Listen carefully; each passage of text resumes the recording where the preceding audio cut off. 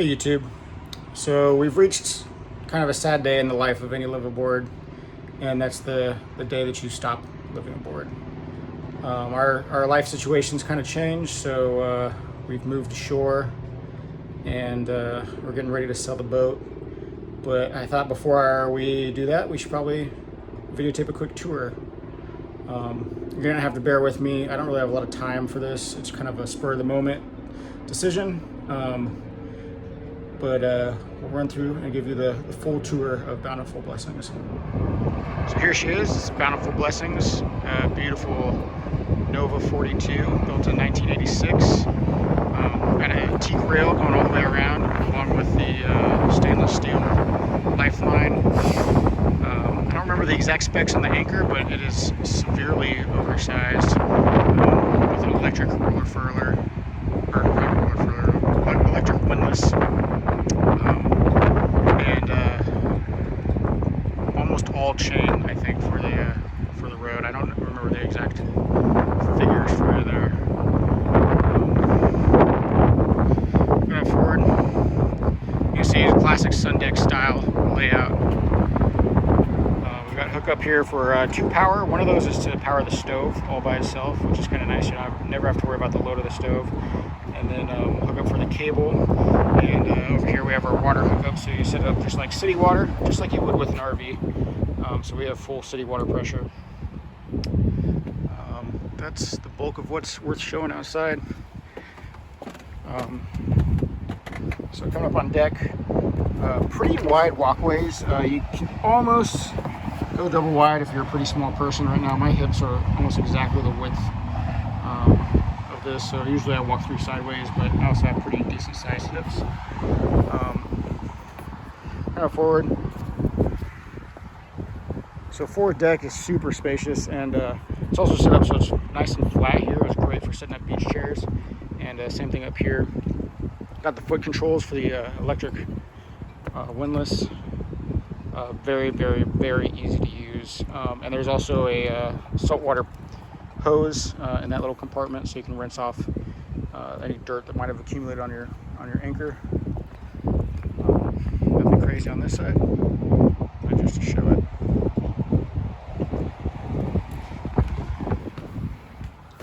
So there's only an entrance on one side, and then obviously the back as well, but super spacious. So right next to the entrance is where the helm station is, and we have covers on the window right now, so you can't really see what the view is quite like, but those are really easy to remove if you need to. But nice traditional wooden wheel. Over here we have the controls for the bow thruster and the Victron Energy, like electrical charger and inverter. Pretty much runs itself, which is really nice. Haven't had any problems with that. Then the engine controls, pretty simple. You can see the hours on the motors here.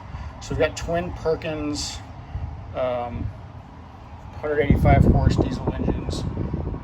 Never gave me any kind of a problem at all. Great little engines. Here we've got the Raymarine touchscreen. Take this one off so you can see real quick. Pretty cool. You can even hook it up to your iPad or your iPhone via Wi-Fi, and you can control like the autopilot functions and things like that through it. Up here we've got your autopilot and the radio. Pretty simple helm.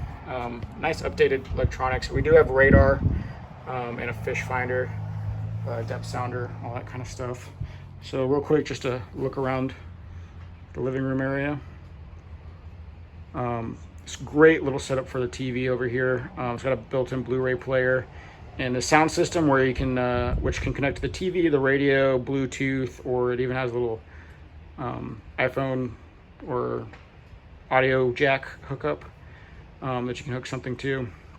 And then that pulls out like a cabinet so you can see behind it. And that's where we usually we had a PlayStation that we kept back here. Pretty sweet setup. It's rigged up for direct TV, but we never use that, so I have no idea if it actually works or not. But pretty nifty if you need it. Really good storage over here.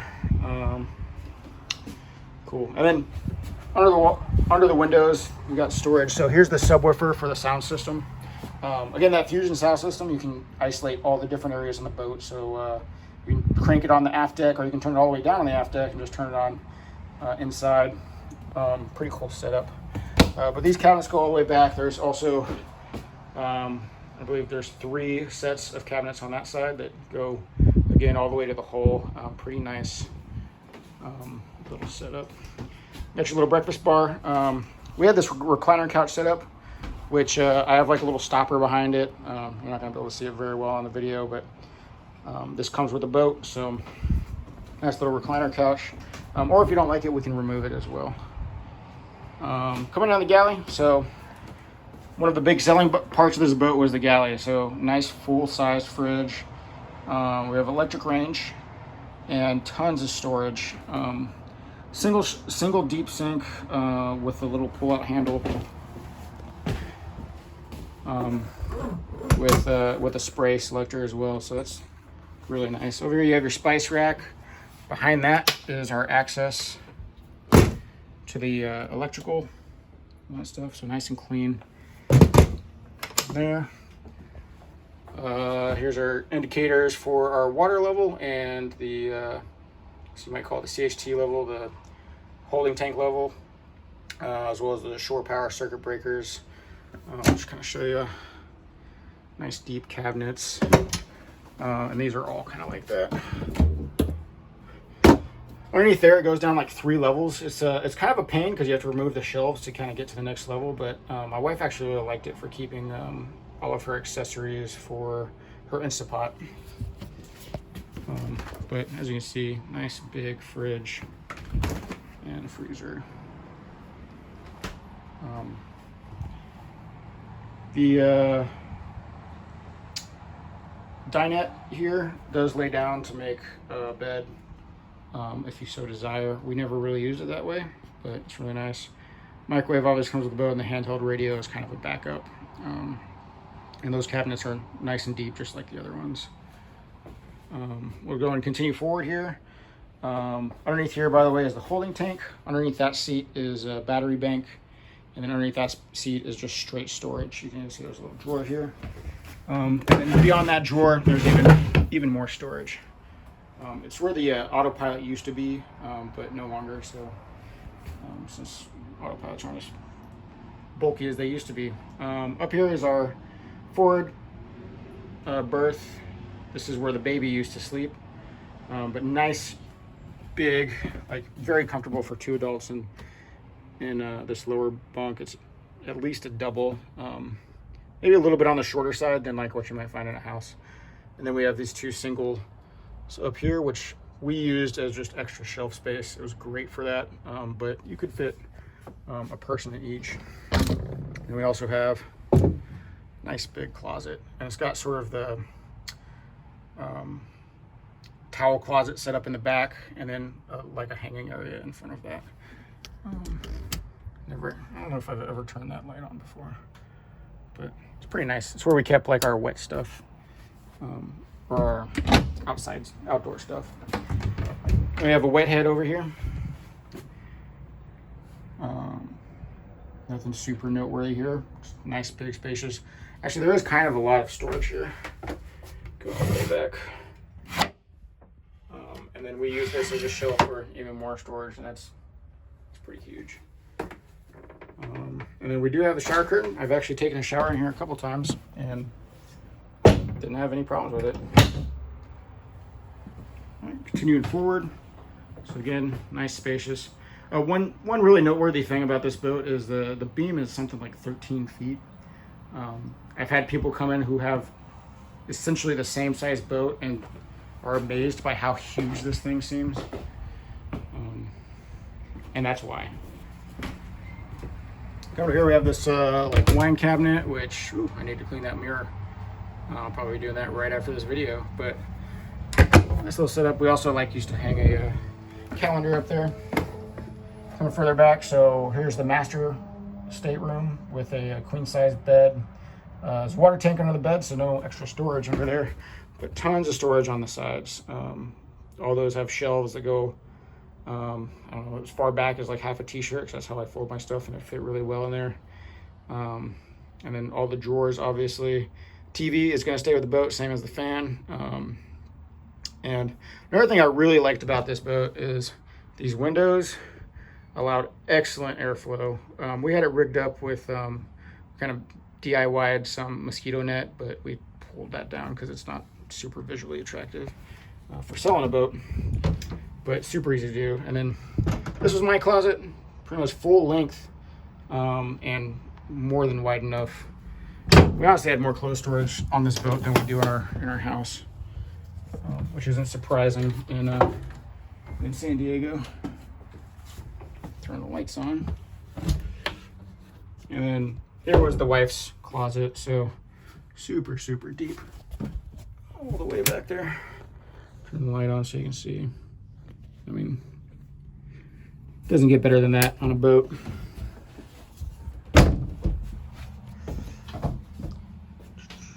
There is like a vanity over there, so maybe a little bit less storage, but you have the benefit of the vanity, and made a great place to stick like a clothes hamper or something if you're not in the vanity thing.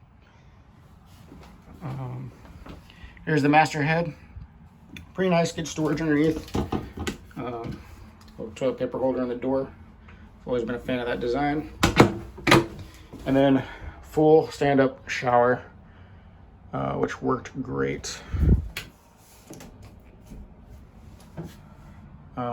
Another thing that I really liked about this boat was all the showers. This little thing behind here is a little fan. It sucks out there, so you keep the steam out of your boat, which any boat owner will tell you humidity is the #1 enemy on a boat, and that helped a ton.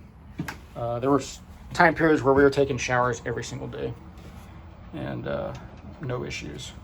There is extra storage under here. It's kind of like a utility storage with extra light bulbs and things, so don't really need to show you. Another thing here in the living room, you have these 4 access hatches to the engine room. You could literally lift an engine out of those if you wanted to. The cross beams even come out, so you can open it all the way. I'm not going to be able to do that for this video though. Coming up here, we have this nice banister for the little exit out to the sun deck. Here's the sun deck, nice teak decking, and it's in great shape. The couch there also comes with the boat, and that's probably one of the best places to sit on this boat. Very easy access here to get to the down to the swim platform.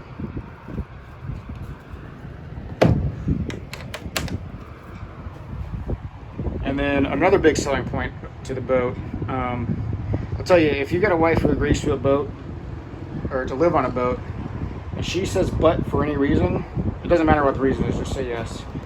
And that's how we wound up with this. So this used to be a fridge. We turned it into a Splendid washer dryer.